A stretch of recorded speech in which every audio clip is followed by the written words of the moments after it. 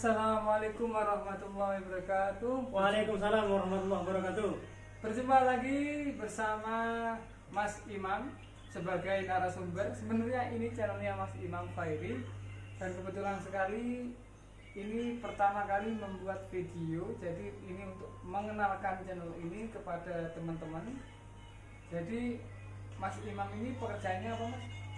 Alhamdulillah saya mempunyai pekerjaan dan tanggung jawab yang saya kira agak keras ya di luar atau di lapangan. Saya sebagai penyuluh agama Islam non PNS Kabupaten Banyuwangi di bidang penyalahgunaan narkoba dan HIV/AIDS.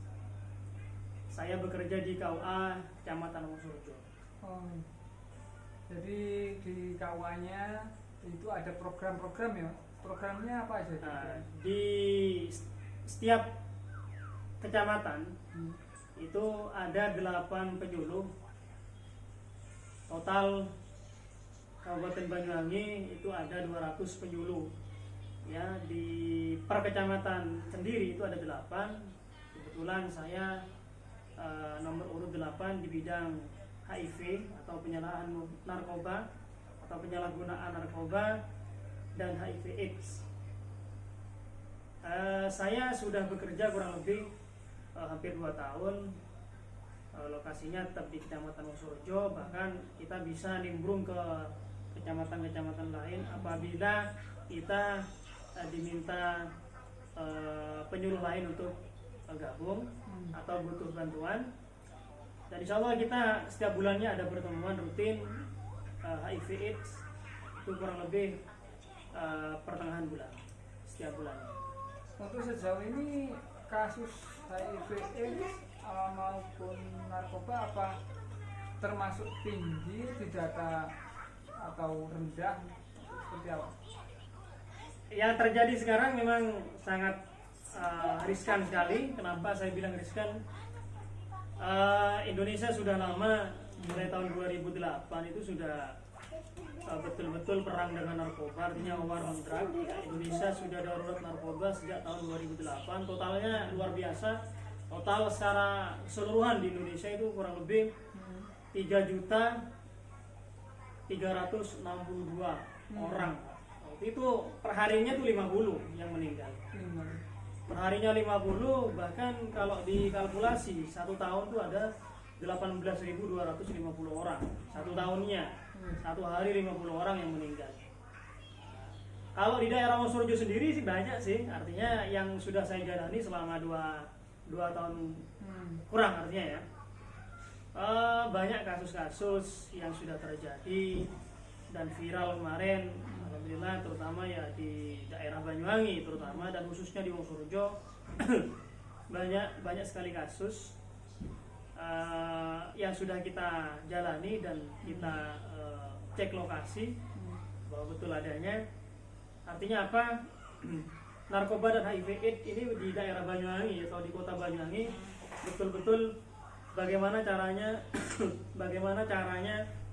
dari penyuluh agama Islam, kepolisian, pihak berwajib dan lain-lain, TNI, Polri dan semua lembaga LAN, BNN, LRBPN, semuanya harus bersatu dengan penyuluh agama Islam. Semuanya bagaimana caranya kita bisa meminimalisir angka pengguna narkoba dan juga HIV/AIDS di Kabupaten Banyuwangi, khususnya daerah Wonosorejo.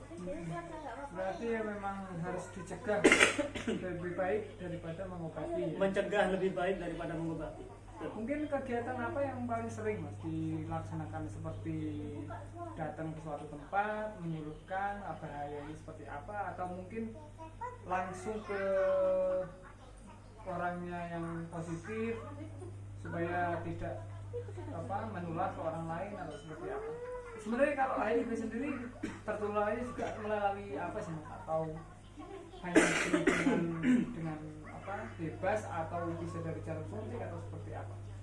Untuk yang pertama, saya kira narkoba ini kalau di penyuluh sendiri artinya kita hanya punya tugas yang pertama tugas kita hanya penyuluhan. Oke. Artinya penyuluhan di bidang ini. Kita mempunyai 2 majelis taklim. Jadi kita setiap kecamatan bidang narkoba itu mempunyai 2 majelis di kecamatan sendiri atau di daerah sendiri, itu pasti kita punya 2. Artinya punya 2, ketika kegiatan kita harus minimal lah kita sosialisasi bahaya narkoba dan juga bahaya HIV AIDS. Yang paling bahaya selain meninggal, Mas, apa ya? Yang mungkin supaya ini teman-teman ini nggak sampai kepingin gitu. Kalau sebenarnya memang ini ada 2 faktor, Pak. Seorang itu menggunakan narkoba ini ada 2 faktor. Ya. Artinya kemungkinan terburuknya ini ada 2 faktor. Yang pertama internal, jadi dari diri kita sendiri ya. Ya, yang pertama kita harus mempunyai iman yang kuat lah. Jadi kalau orang yang kena atau terpengaruh imannya lemah. Kemungkinan yang kedua itu stres atau depresi. Artinya kalau misalnya ada kita dalam tekanan, kesana kemari kita bingung, ya kemungkinan larinya ke kemungkinan ada hasutan dari luar itu mudah terpengaruh. Ada yang mungkin yang ketiga ini adalah mencari tantangan, Pak. Artinya mencari tantangan, wah ini narkoba kira-kira kayak apa sih, penasaran, di luar viral narkoba apa katanya seperti ini, jangan, Pak. Artinya betul-betul tantangan itu jangan sampai dilakukan. Dan artinya kita tidak perlu tahu lah, message kita harus dirubah, narkoba bahaya gitu aja. Iya. Nah, yang kelima mungkin ini sering Pak ya, sikap mudah menyetujui. Ini tiba-tiba dikasih mau, tiba-tiba langsung mau, itu cepat mau lah. Artinya sikapnya itu mudah setuju, mudah tertarik. Ini barang apa belum tahu, efeknya ke belakang gimana kira-kira. Kalau eksternal ini yang sering Pak ya, artinya sering kejadian ya. Yang pertama dari luar kalau ini, Pak. Yang pertama itu salah memilih teman. Itu pasti ya, pergaulan. Jadi saran saya, pilihlah teman yang sekiranya backgroundnya itu bagus. Kalau backgroundnya sudah kelihatan dia katakanlah kurang, artinya beda dengan yang biasanya kita kenal di pesantren atau di mana, tipikalnya bagus, hanya pilihlah teman yang baik, atau jangan salah pilih teman. Yang kedua, lingkungan, Pak. Nah ini sering terjadi, lingkungan yang tidak memikirkan kualitas moral. Misalnya kita ada di lingkungan yang katakanlah banyak pemabuknya, preman, ya bagaimana kita bisa mengondisikan? Bisa mengondisikan diri kita bahwa kita tidak akan pernah terjerumus ke sana. Meskipun kita sosial di sana, ya kita bisa menjaga diri. Dan yang ketiga ini berlama-lama menghadiri undangan teman. Ya, teman mengundang kita lama-lama, akhirnya ya kita tidak tahu kan ya, namanya teman itu pasti punya sesuatu, entah buruk entah baik buat kita tidak tahu. Artinya kita bisa memilah-milih lah, mana yang baik mana yang tidak baik.